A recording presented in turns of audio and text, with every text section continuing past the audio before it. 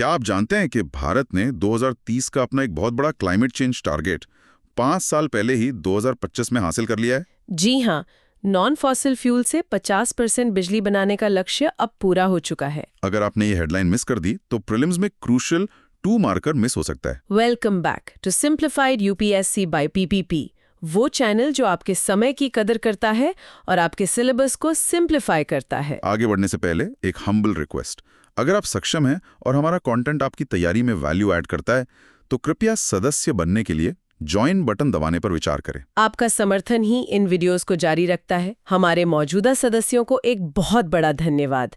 आप इस चैनल के स्तंभ हैं। सभी के लिए फ्री नोट्स और प्रैक्टिस पीवाईक्यूज हमारे टेलीग्राम चैनल पर आपका इंतजार कर रहे हैं। लेकिन हमारे लेजेंड यूट्यूब सदस्यों के लिए हमारे पास एक विशेष डिस्कॉर्ड सर्वर है, जहां प्रीमियम नोट्स, एक्स्ट्रा पीवाईक्यूज और मॉडल मेंस आंसर्स दिए जाते हैं। तो वहां हमसे जरूर जुड़ें। आज हम विजन ISPT 365 एनवायरनमेंट के चैप्टर 4 यानी सस्टेनेबल डेवलपमेंट का सार समझेंगे। ये चैप्टर प्रीलिम्स और मेंस दोनों के लिए हाई यील्ड है। हम इसे 3 मुख्य थीम्स में तोड़ेंगे। पहला, SDGs में भारत की प्रगति और फाइनेंसिंग की चुनौतियां। दूसरा, भारत की रिन्यूएबल एनर्जी क्रांति, जिसमें सोलर, ग्रीन हाइड्रोजन और बायोफ्यूल्स पर खास ध्यान होगा। और तीसरा, सस्टेनेबल एग्रीकल्चर और डेवलपमेंट वर्सेस एनवायरनमेंट की बहस। तो चलिए सबसे पहले SDG से शुरू करते हैं। हाल ही में ये इसलिए चर्चा में थे क्योंकि 2015 में ने अपनाए हुए 10 साल पूरे हो गए हैं। और सस्टेनेबल डेवलपमेंट रिपोर्ट 2025 के अनुसार भारत पहली बार SDG इंडेक्स में टॉप 100 में शामिल हुआ है, 99वीं रैंक के साथ। ये सुनने में तो अच्छा लगता है, पर इसका असल में मतलब क्या है? इसका मतलब है कि प्रगति जमीनी स्तर पर दिख रही है। सिर्फ एक आंकड़े को पकड़ते हैं, SDG 1 यानी नो पॉवर्टी। अच्छा। नीति आयोग की रिपोर्ट बताती है कि 2015-16 और 2019-21 के बीच 135 मिलियन यानी 13.5 करोड़ लोग मल्टी डायमेंशनल पॉवर्टी से बाहर आए हैं। 13.5 करोड़, ये संख्या ये बहुत बड़ी है। ये तो लगभग जापान की पूरी आबादी के बराबर है। बिल्कुल। ये मल्टी डायमेंशनल पॉवर्टी क्या सिर्फ आमदनी की गरीबी से अलग है? मतलब क्या इसका मतलब यह है कि लोगों के पास सिर्फ पैसा नहीं बल्कि बेहतर जीवन की दूसरी चीजें भी पहुंची हैं? एग्जैक्टली, यही इसका सबसे महत्वपूर्ण पहलू है। मल्टी डायमेंशनल पॉवर्टी इंडेक्स सिर्फ आय नहीं देखता। अच्छा। ये 3 डायमेंशंस देखता है: स्वास्थ्य, शिक्षा और जीवन स्तर। इसमें पोषण, बाल मृत्यु दर, स्कूली शिक्षा के साल, बिजली, पीने का पानी, सैनिटेशन, घर जैसी 12 चीजें शामिल हैं। तो जब हम कहते हैं कि 13.5 करोड़ लोग इससे बाहर आए, तो इसका मतलब है कि इन सभी पैमानों पर उनके जीवन में एक बड़ा सकारात्मक बदलाव आया है। हाँ, और आंकड़े भी यही दिखाते हैं, जैसे SDG 3 यानी गुड हेल्थ में मैटरनल मॉर्टेलिटी रेशियो MMR, हाँ, जो 2014-16 में प्रति 1 लाख जन्म पर 130 थी, वो 2023 में 80.5 पर आ गई है। ये तो बहुत बड़ी गिरावट है। और SDG 7 क्लीन एनर्जी के तहत 2022 तक 99% से ज्यादा आबादी तक बिजली की पहुंच हो गई है। लेकिन यहाँ एक सवाल उठता है, क्या ये प्रगति पूरे देश में एक समान है या फिर कुछ राज्य तेजी से आगे बढ़ रहे हैं और कुछ पीछे छूट रहे हैं? ये एक बहुत जरूरी सवाल है। नीति आयोग, जो भारत में SDGs के लिए कोऑर्डिनेटिंग बॉडी है, एक SDG इंडिया इंडेक्स भी निकालता है। राइट। और उसमें ये साफ दिखता है कि राज्यों के बीच काफी अंतर है। दक्षिणी और पश्चिमी राज्य आमतौर पर बेहतर प्रदर्शन कर रहे हैं और पूर्वी राज्यों को शायद ज्यादा मेहनत करनी पड़ रही है। बिल्कुल। कुछ उत्तरी और पूर्वी राज्यों को अभी लंबा रास्ता तय करना है। तो राष्ट्रीय औसत एक कहानी बताता है, लेकिन असली चुनौती राज्यों के बीच इस अंतर को कम करने की है। ठीक है, तो लक्ष्य बड़े हैं, प्रगति दिख रही है, लेकिन चुनौतियां भी हैं। पर इन सब बड़े बड़े कामों के लिए, चाहे वो स्वास्थ्य हो, शिक्षा हो या ऊर्जा, एक चीज की जरूरत होती है: पैसा। बहुत सारा पैसा। और हमारे सोर्सेज बताते हैं कि विकासशील देशों में लगभग $4 ट्रिलियन का सालाना SDG फाइनेंसिंग गैप है। ये तो एक पहाड़ जैसी रकम है। इसका इंतजाम कैसे हो रहा है? यहीं पर पारंपरिक तरीकों से हटकर सोचने की जरूरत पड़ रही है। हाल ही में अपनाया गया सिविला कमिटमेंट इसी दिशा में एक कदम है। अच्छा। इसमें कुछ बहुत दिलचस्प फाइनेंशियल मैकेनिज्म्स की बात की गई है। एक है debt for development swap programme. ये सुनने में काफी जटिल लगता है। आसान भाषा में ये क्या है? सोचिए, एक देश पर किसी दूसरे देश या संस्था का कर्ज है। ठीक है। इस प्रोग्राम के तहत कर्ज देने वाला कहता है, ठीक है, आप मेरा कर्ज चुकाने के बजाय उस पैसे को अपने देश में शिक्षा या स्वास्थ्य जैसे विकास के काम पर खर्च कर दीजिए। और मैं आपका कर्ज माफ या कम कर दूंगा। एग्जैक्टली ये एक विन विन स्थिति बनाने की कोशिश है, जहां कर्ज के बोझ को विकास के अवसर में बदला जाता है। ये तो काफी इनोवेटिव है, पर क्या इसमें ये खतरा नहीं है कि कर्ज देने वाले देश विकासशील देश की घरेलू नीतियों पर ज्यादा दखल देने लगें कि पैसा कहाँ और कैसे खर्च होगा? बिल्कुल, ये एक वैध चिंता है और इसीलिए इन समझौतों की शर्तों को बहुत पारदर्शी रखना जरूरी होता है। एक और तरीका जो लोकप्रिय हो रहा है वो है ब्लेंडेड फाइनेंस। इसमें सरकारी पैसा, परोपकारी संस्थाओं का पैसा और निजी कंपनियों के पैसे को एक साथ मिलाकर किसी प्रोजेक्ट में लगाया जाता है। अच्छा, तो सरकारी पैसा एक तरह से गारंटी का काम करता है? हाँ, जिससे निजी निवेशक बिना डरे पैसा लगाने के लिए प्रोत्साहित होते हैं। और एक और जिक्र है coalition for global solidarity levies का, जो प्रीमियम क्लास फ्लाइंग और प्राइवेट जेट्स पर टैक्स लगाकर क्लाइमेट एक्शन के लिए धन जुटाने की बात करता है। ये तो काफी रेडिकल आइडिया है। और ये दिखाता है कि अब दुनिया को एहसास हो रहा है कि सामान्य उपायों से काम नहीं चलेगा। हालांकि ये विचार अभी शुरुआती दौर में है, पर ये इस बात का संकेत है कि एसडीजी फाइनेंसिंग की पहेली को सुलझाने के लिए हर संभव रास्ते तलाशे जा रहे हैं। तो ये तो हुई जीएस पेपर 2 और 3 की बात, गवर्नेंस और इकोनॉमी से सीधा जुड़ता है। हाँ, 2021 के मेंस में मिलता जुलता प्रश्न पूछा जा सकता था कि सतत विकास लक्ष्यों को प्राप्त करने की दिशा में भारत की प्रगति का विश्लेषण करें और वित्तीय बाधाएं बताएं। तो जहां एक तरफ इन लक्ष्यों को पूरा करने के लिए पैसे जुटाने के नए नए तरीके खोजे जा रहे हैं, वहीं दूसरी तरफ एक सेक्टर ऐसा है जहां भारत ने उम्मीद से कहीं ज्यादा तेजी से तरक्की की है। और यही हमें हमारी शुरुआती हेडलाइन पर वापस लाता है, भारत की रिन्यूएबल एनर्जी क्रांति। ये वाकई एक असाधारण कहानी है। 2 बड़े मील के पत्थर हैं।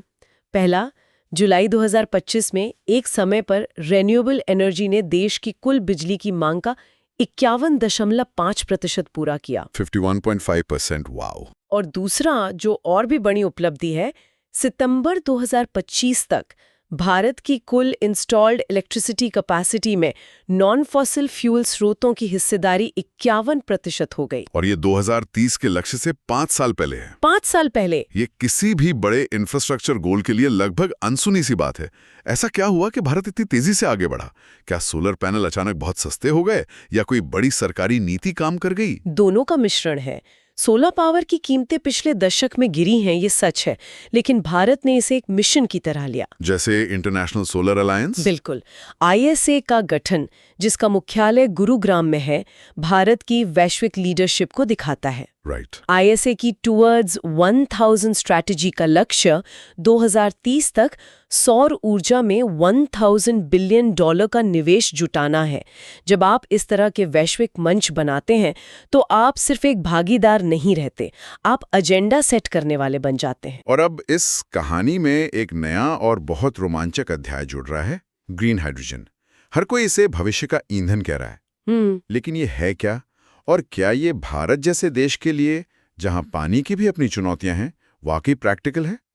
देखिए, ग्रीन हाइड्रोजन का कॉन्सेप्ट बहुत सीधा है। आप रिन्यूएबल एनर्जी जैसे सोलर या विंड पावर का इस्तेमाल करके पानी पर इलेक्ट्रोलिसिस करते हैं, यानी उसे हाइड्रोजन और ऑक्सीजन में तोड़ते हैं। और क्योंकि रिन्यूएबल एनर्जी इस्तेमाल हुई तो कोई कार्बन एमिशन नहीं। सही, इसीलिए वो ग्रीन है। सरकार का नेशनल ग्रीन हाइड्रोजन मिशन यानी NGHM इसी को लेकर है। लक्ष्य है 2030 तक 5 MMT ग्रीन हाइड्रोजन का उत्पादन करना। पर इसमें 2 बड़ी चुनौतियां दिखती हैं। एक, इलेक्ट्रोलिसिस की प्रक्रिया खुद बहुत एनर्जी इंटेंसिव है, और दूसरा, जैसा मैंने कहा, पानी। क्या हमारे पास इतना अतिरिक्त पानी है कि हम उसे ईंधन बनाने में इस्तेमाल कर सकें? आपने बिल्कुल सही नब्ज पकड़ी है। यही इस मिशन की सबसे बड़ी बाधाएं हैं। इलेक्ट्रोलाइजर्स बहुत महंगे हैं और उन्हें बनाने की तकनीक कुछ ही देशों के पास है। और पानी?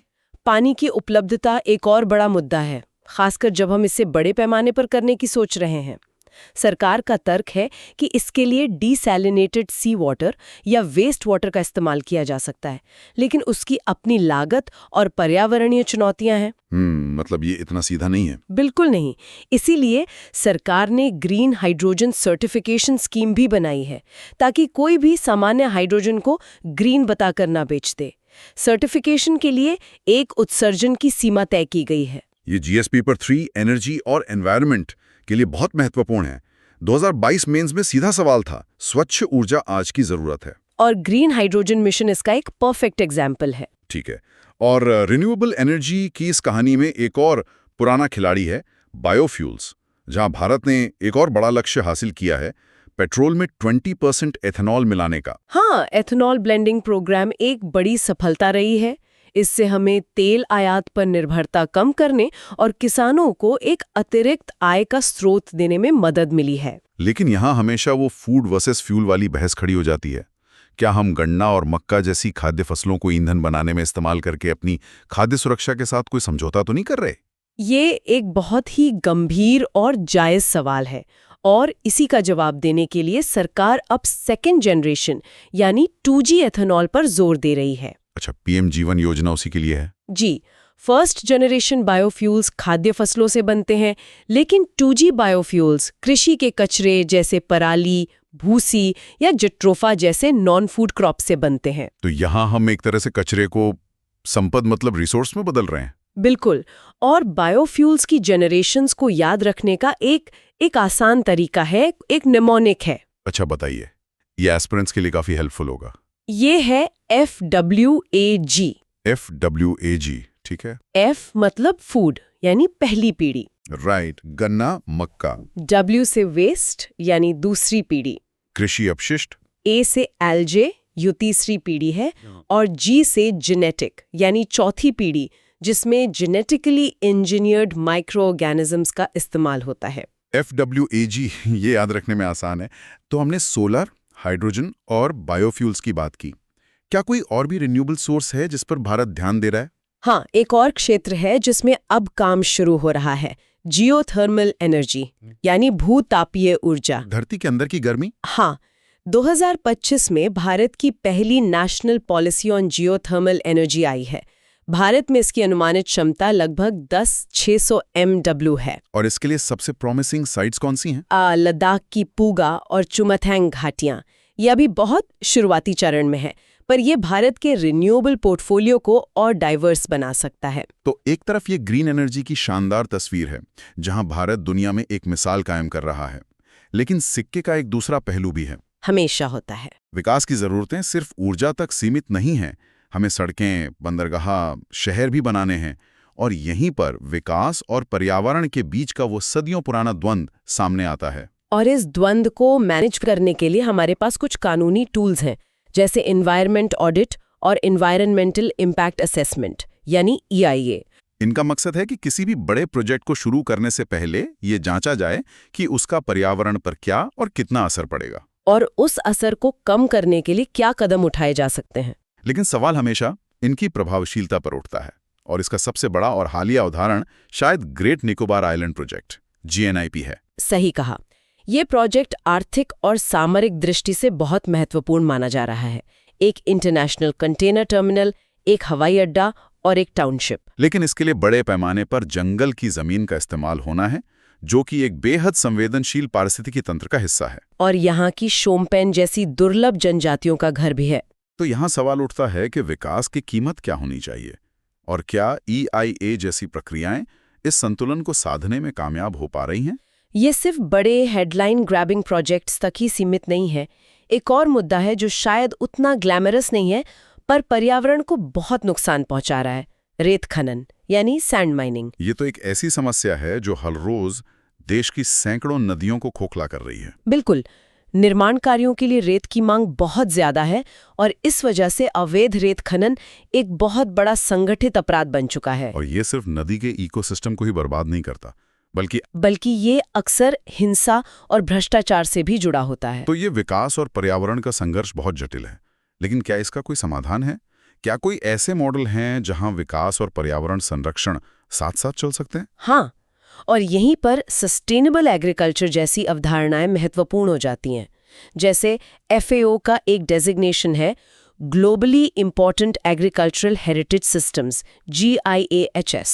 GIS ये उन कृषि प्रणालियों को मान्यता देता है जो सदियों से चली आ रही हैं, जैव विविधता को बचाती हैं और स्थानीय समुदायों के लिए खाद्य सुरक्षा सुनिश्चित करती हैं। मतलब ये सिर्फ पैदावार बढ़ाने की अंधी दौड़ नहीं है, बल्कि हमारी कृषि विरासत को बचाने का एक प्रयास है। एग्जैक्टली। इसी से जुड़े एक और प्रैक्टिस है एग्रो फॉरेस्ट्री, यानी कृषि वानिकी। सीधे शब्दों में कहें तो ये खेती का वो तरीका है जहां आप अपनी फसलों के साथ साथ खेत पर पेड़ और झाड़ियां भी लगाते हैं। बिल्कुल, इससे कई फायदे होते हैं। पेड़ मिट्टी के कटाव को रोकते हैं, उसकी उर्वरता बढ़ाते हैं, वे बायोडायवर्सिटी को सहारा देते हैं और किसानों को लकड़ी या फल के रूप में एक अतिरिक्त आय का स्रोत मिलता है। तो ये एक ऐसा मॉडल है जो दिखाता है कि कृषि उत्पादकता और पर्यावरणीय स्वास्थ्य एक दूसरे के दुश्मन नहीं बल्कि साथी हो सकते हैं। हाँ, तो जब हम इस पूरे चैप्टर को एक साथ देखते हैं तो एक बहुत ही मिलीजुली, एक तरह से विरोधाभासी तस्वीर उभरती है। एक तरफ भारत रिन्यूएबल एनर्जी में दुनिया को रास्ता दिखा रहा है, लक्ष्यों को समय से पहले हासिल कर रहा है, और दूसरी तरफ विकास की वही पुरानी लड़ाइयाँ ग्रेट निकोबार और हमारी नदियों के किनारों पर लड़ी जा रही हैं। तो इस अध्याय से सबसे बड़ा टेकअवे क्या है? मेरे हिसाब से सबसे बड़ा टेकअवे ये है कि भारत सतत विकास की वैश्विक कहानी में सिर्फ एक भागीदार नहीं बल्कि एक लीडर के रूप में उभर रहा है। हम समय से पहले लक्ष्य हासिल कर रहे हैं, लेकिन आगे की यात्रा के लिए इनोवेटिव फाइनेंसिंग और विकास पर्यावरण के बीच नाजुक संतुलन साधना बहुत महत्वपूर्ण होगा। बिल्कुल, शायद यही इस पूरी चर्चा का सार है। अगर इस समरी ने आपकी मदद की तो कृपया वीडियो को लाइक करें। ये एल्गोरिदम को आप जैसे गंभीर एस्पिरेंट्स तक पहुंचने में मदद करता है। और कमेंट्स में अपने विचार साझा करें। आपके अनुसार नेशनल ग्रीन हाइड्रोजन मिशन के सामने सबसे बड़ी चुनौती क्या है? लागत, प्रौद्योगिकी या पानी की उपलब्धता? भूलिएगा नहीं, टेलीग्राम पे फ्री नोट्स और लेजेंड्स के लिए डिस्कॉर्ड पर प्रीमियम कंटेंट। अगले अध्याय में मिलते हैं। जय हिंद।